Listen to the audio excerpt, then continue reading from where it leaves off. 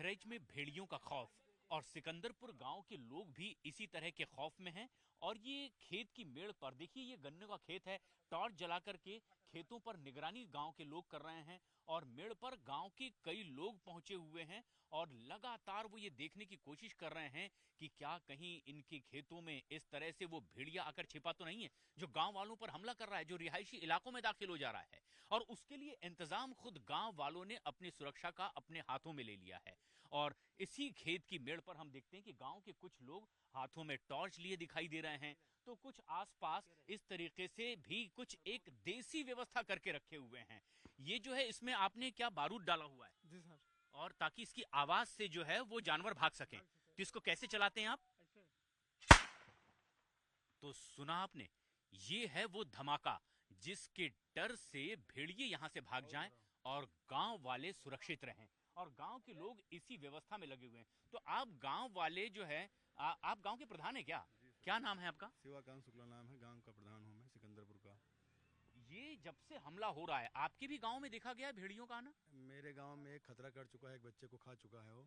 जब से खा चुका उसके बाद से हम और हमारे क्षेत्र के विधायक जी लगातार क्षेत्र में बने हुए हैं।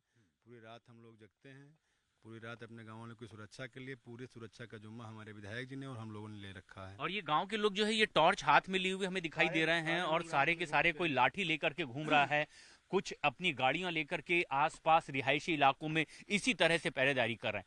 और आप लोग जिस तरह से घूम रहे हैं यहाँ पर, क्या और प्रशासनिक व्यवस्था है जिसके बाद आपको भी अब इस तरह से सुरक्षा में उतरना पड़ा है? जी, अब ऐसे ही उतरना पड़ा क्योंकि सर लोगों को खा जाते हैं, वो बच्चों को भी खा लेते हैं। हाँ। सर तो अब हम लोग क्या करें, अपने बच्चों को हिफाजत के लिए सर यहाँ आना पड़ता है हमको। और ये कितनी तादाद में है भेड़िए? क्या एक हैं, दो हैं? क्योंकि बताया जा रहा है कि 4 को पकड़ लिए हैं, 2 घूम रहे हैं। क्या इससे ज्यादा है? के सर कोई गिनती ही नहीं है, कहीं यहाँ खा रहा है, कहीं अलग खा रहा है। इसका मतलब सिर्फ 2 नहीं है? नहीं, 2 नहीं, ज्यादा है। ज्यादा है। तो ये गांव के लोग हैं, गांव के इस अंधेरे में अभी भी हाथ में अपनी देसी व्यवस्था कर रहे हैं। और कुछ इस तरीके से हम देख रहे हैं कि ये जो आतिशबाजी होती है दीपावली के वक्त में, ये कुछ इसका बारूद है।